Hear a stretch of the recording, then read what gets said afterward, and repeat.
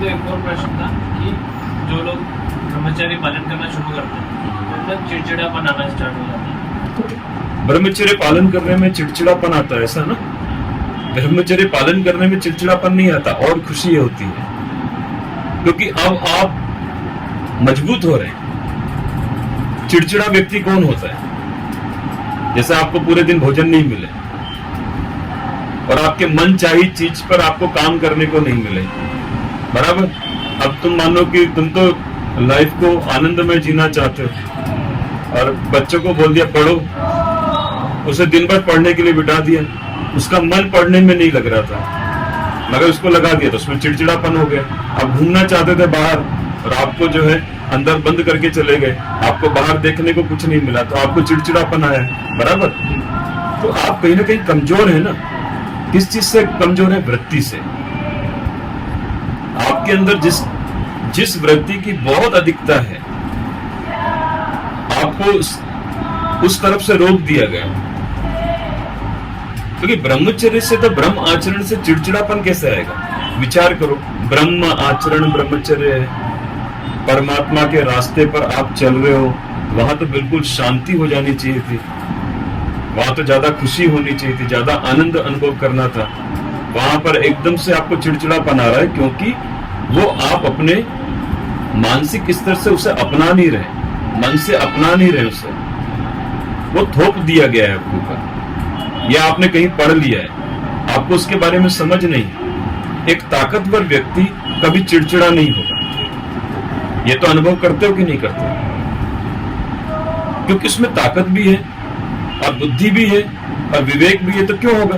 तो जो ब्रह्मचर्य का पालन करते हैं, जो ब्रह्मचर्य को जो है ध्यान में रखते हैं, अपने वीर्य की रक्षा करते हैं, उनमें तो ये सारे गुण आ जाते हैं। तो शांत होगा, ज्यादा धैर्य होगा, उसमें ज्यादा क्षमता होगी, उसमें बल भी बहुत होगा, बुद्धि भी बहुत होगी, तो चिड़चिड़ापन कैसे होगा? ये चिड़चिड़ापन ब्रह्मचर्य से नहीं है, ये चिड़चिड़ापन है आप इसको अपना नहीं रहे। आपके दिमाग में बस इतना है कि अरे मैं कमजोर हो जाऊंगा तो इसलिए वीर्य को रोकना चाहिए। तो योग चित्त वृत्ति निरोध, तो वृत्ति को निरोध कैसे करोगे? तो पहले अपने जीवन में अथाह योग अनुशासन, पहले अनुशासन लाना पड़ेगा। अभी प्रश्न उठता है कि अनुशासन का मतलब क्या होता है? किसको अनुशासित करें? हैं? कैसे? अभ्यास वैराग्याभ्याम तनिरोध, अभ्यास के द्वारा अपने मन को वश में करना पड़ेगा। तो कैसे करेंगे अपने मन को वश में? तो अभ्यास करना पड़ेगा। तो सबसे पहले सुबह प्रातः काल उठिए, रोज अभ्यास करिए, रोज दौड़िए, भागिए, मेहनत करिए, अपने शरीर को पहले स्वस्थ करिए और फिर धीरे धीरे अपने आप ही आप इस अनुशासन में आने लग जाओगे। वो शासन मतलब राज करना। किस पर करना है राज? में खुद पर राज करना है। अभी तो हम सुबह ही नहीं उठ पा रहे, अब उठना 4 बजे है, 5 बजे है, 3 बजे, उठ पा रहे हैं? नहीं उठ पा रहे। तो ब्रह्मचर्य की रक्षा तो जो प्रातः काल उठोगे तो अपने आप ही होने लग जाएगी। उसके लिए तुम्हें कुछ अलग से करने की जरूरत नहीं है। और दिमाग में आप ये लेके चल रहे हो कि भाई वीर्य की रक्षा इसलिए करनी कि ज्यादा जीवन में भोगना है, बस मैं पुष्ट रहूं, मजबूत रहूं, ऐसा नहीं। मानसिक मजबूती चाहिए। तो चिड़चिड़ापन होना उसे अपनाया नहीं है, इसलिए खाली कहीं सुन लिया कि वीर्य का नाश करने से आपका शरीर कमजोर हो जाता है, ये हो जाता है, वो हो जाता है। ऐसी कई बातें आपके जीवन में गांठ बन गई है। जैसे कोई व्यक्ति व्रत नहीं करना चाहता है क्योंकि उससे व्रत नहीं होता है, अब उसको आपने बोल दिया कि नहीं ये व्रत करने से आपको ये लाभ मिल जाएगा, है ना, ये सिद्धि हो जाएगी, और उसने व्रत कर लिया, उसकी तो एक बार भी भोजन नहीं करे तो दिक्कत हो जाए उसको। अब उसे यदि 6-7 दिन भोजन नहीं मिलेगा तो क्या होगा? चिड़चिड़ापन ही होगा, 1-2 को मार देगा। और उसके सामने कुछ चने खा रहा हो उस समय, बिल्कुल सुनसान हो और वो बैठा हुआ है, व्रत में है, और कोई कटर कटर करके चने खा रहा है, गुस्सा आ जाएगा उसको। वो ये समझ नहीं पाएगा, और वो पहले बोलेगा भी सबको, मैंने व्रत किया हुआ, मैंने व्रत किया हुआ, मैंने, क्योंकि व्रत उसने किया जरूर, मगर उसमें कहीं ना कहीं ऐसा स्वार्थ छिपा हुआ था जो कि उसकी आदत का हिस्सा नहीं है। वो व्रत करना उसकी आदत का हिस्सा नहीं। ऐसे ब्रह्मचर्य व्रत तो ले लिया, मगर ब्रह्मचर्य की आदत नहीं है। उसने किसी से समझा नहीं है उसको, तो धीरे धीरे क्या होता है, उसको उसकी चीजें नहीं मिल रही हैं, उससे वो कट हो रहा है, और दिमाग में बहुत सारी चीजें उसने गांठें बना रखी हैं। अरे ऐसे देखूंगा तो ऐसा हो जाएगा, वो करूंगा तो वैसा हो जाएगा, है ना, ऐसा। तो उन सब चीजों से वो कोशिश कर रहा है, कोशिश जरूर कर रहा है, तो मगर वो कोशिश कैसी है, पूर्ण समर्पण वाली नहीं है, समझ वाली नहीं है, वहां चिड़चिड़ापन होने लग जाता है। इसलिए अपनी समझ को बढ़ाओ, गांठ मत बनाओ, क्योंकि ब्रह्मचर्य से तो ताकत बढ़ती है, शरीर अच्छा होता है, मन अच्छा होता है, हर चीज आपके जीवन में सुख वाली हो जाती है, दुख वाली तो होती नहीं।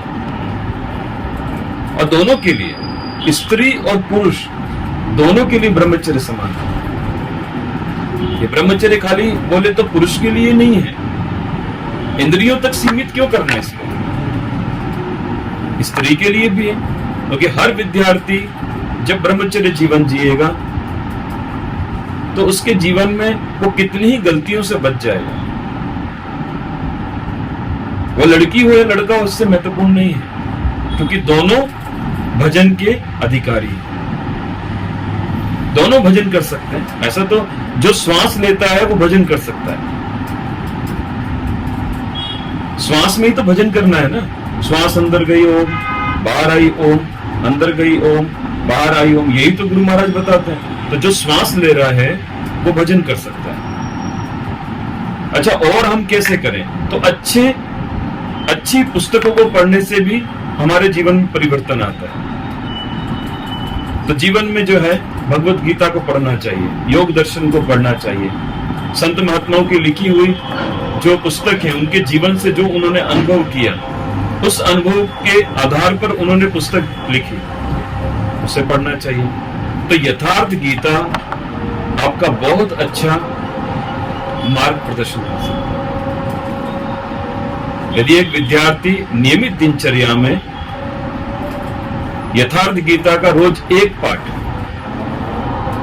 और एक योग दर्शन का रोज करे, ऐसा रोज एक साथ नहीं करे, जैसे एक एक चैप्टर पढ़ लिया, फिर दूसरा चैप्टर पढ़ लिया, ऐसे योग दर्शन में भी, तो उसमें जीवन में परिवर्तन होने लग जाएगा। अब उसका मानसिक जो स्तर है वो अप हो रहा है, अब उसमें समझ बढ़ रही है, क्योंकि यथार्थ गीता जो है सबसे अच्छी व्याख्या है, ऐसी व्याख्या है जो विद्यार्थी के लिए हर प्रश्न का उत्तर है। योग दर्शन पढ़ोगे गुरु महाराज की, तो योग दर्शन भी हर प्रश्न का उत्तर है। आपको किसी से पूछने की भी जरूरत नहीं। अच्छा, नहीं पढ़ पाते हो तो आप अपने मोबाइल से सुन लो। आप सुबह सुबह जो भी कार्य कर रहे हो मोबाइल में लगा के रखो, सुनते रहो। सुनते सुनते भी एक दिन आप में परिवर्तन हो जाएगा। सुनना बहुत अच्छी बात होती है, पढ़ना तो है ही, मगर हर बच्चा पढ़ नहीं पाता है, मगर सुन तो सब सकते हैं। और बहुत सरलतम व्याख्या है, कठिन नहीं दिया है उस चीज को। तो स्वामी जी का इतना बेहतरीन यथार्थ गीता को यदि हम अपने जीवन में अपना लेंगे तो हमारे सभी प्रश्न के उत्तर उसमें मिल जाएंगे और हम आगे बढ़ पाएंगे। यदि हम आध्यात्मिक जीवन भी जीना चाहते हैं खाली, तो भी ये सबसे अच्छी पथ प्रदर्शन हमारा कर सकते हैं यथार्थ गीता। इसके अलावा यदि हम अपने सांसारिक जीवन को भी जी रहे हैं और हम प्रातः और सायं यदि हम इसका अध्ययन कर रहे हैं, तो भी हम अपने जीवन में बहुत परिवर्तन पाएंगे। एक अच्छा व्यक्ति बनना बहुत कठिन है। मनुष्य तो हैं हम, मगर मनुष्य में भी हमें एक अच्छा मनुष्य बनना है। यदि हम गृहस्थी हैं, एक अच्छा गृहस्थी बनना है। हम विद्यार्थी, एक अच्छा विद्यार्थी बनना है, तो हम हमारे धर्मशास्त्र हमारे बहुत कार्य काम कर सकते हैं हमारे ऊपर। हमारी जीवन शैली को बदल सकते हैं। इसलिए इन्हें अपना दोस्त बनाइए, ये एक अच्छा मार्गदर्शन आपको कर सकते हैं।